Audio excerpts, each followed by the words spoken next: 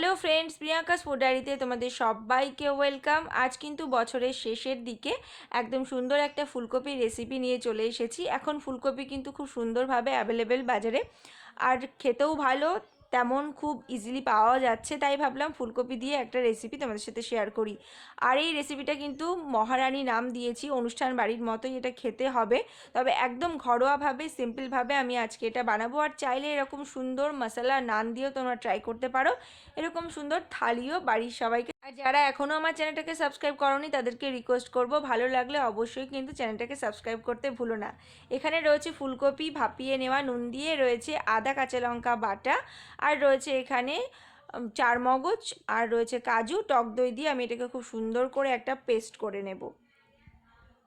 চলো এবারে রান্নাটা তাহলে শুরু করা যাক।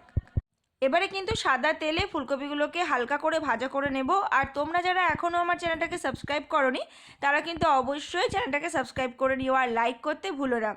তো তোমরা চাইলে এটা ডিপ ফ্রাই করতে পারো, কিন্তু অনুষ্ঠান বাড়ির মতোই টেস্টি হবে রান্নাটা। তবে মাঝে মাঝে কিন্তু বেশি তেল দিয়ে খাওয়া ভালো। রোজকার জন্য যখন রান্নাটা করব তখন এরকম অল্প তেলেই ভাজা করব। তো হালকা ভাজা করে আমি তুলে নিয়েছি, খুব একটা বেশি কালার এতে আসবে না, সেভাবেই এটাকে আমি ভাজা করে তুলে রাখছি। এবারে ওই কড়াইতে দিয়ে দিয়েছি আরও কিছুটা সাদা তেল। এবারে দিয়ে দিচ্ছি একটু ঘি। ঘিয়ের পরিমাণও কিন্তু তোমরা আগের মতোই ইচ্ছা করলে বাড়িয়ে নিতে পারো। এবারে দিয়ে দিলাম জিরে, তার মধ্যে দিয়ে দিলাম গোটা গরম মশলা, দিয়ে দেব একটু শুকনো লঙ্কা, দিয়ে খুব সুন্দর করে ফোড়নটা যতক্ষণ না গন্ধ বেরোচ্ছে ততক্ষণ এটাকে নেড়ে নেব। তারপর কিন্তু এক এক করে রান্নার দিকে এগিয়ে যাচ্ছি আমরা। আর তোমরা কোন কোন রেসিপি দেখতে চাও এই নতুন বছরে অবশ্যই আমাকে কমেন্ট করে জানাও। এবারে আমি দিয়ে দিলাম এখানে আদা আর কাঁচা লঙ্কা বাটা, সেটাকে দিয়ে খুব সুন্দর করে কিছুক্ষণ কষিয়ে নেব। তারপর আমি এর মধ্যে অ্যাড করে দেব গুঁড়ো মশলা, দিলাম জিরে গুঁড়ো, ধনে গুঁড়ো আর হলুদ গুঁড়ো। সামান্য অল্প একটু জল দিয়ে তোমরা এটাকে কষিয়ে নিও। তো যেটা তোমাদেরকে বলছিলাম, কোন রান্নাটা তোমরা নতুন বছরে দেখতে চাও অবশ্যই আমাকে কমেন্ট করে জানাতে পারো।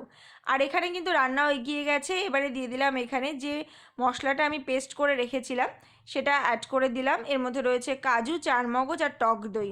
অবশ্যই গ্যাসের ফ্লেমটাকে একদম কমিয়ে নিয়ে এটাকে কিছুক্ষণ কষিয়ে নিতে হবে খুব ভালো করে, যতক্ষণ না এর থেকে খুব সুন্দর করে তেল বেরিয়ে আসছে। ফুলকপির অনেক রেসিপি আমার চ্যানেলে আগে আছে, তোমরা দেখে নিতে পারো।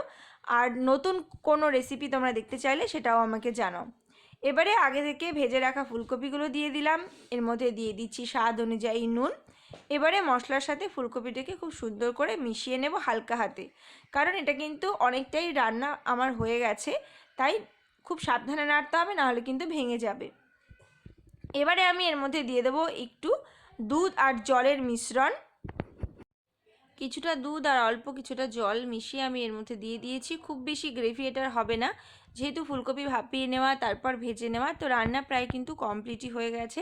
শুধুমাত্র মশলাটা সুন্দর করে ফুলকপির সাথে মিশে যাওয়ার পালা। ঢাকা দিয়ে কিছুক্ষণ রান্না করেছি। এবারে দিয়ে দিচ্ছি আমি কাঁচা লঙ্কা আর দিয়ে দেবো কিছু কিশমিশ।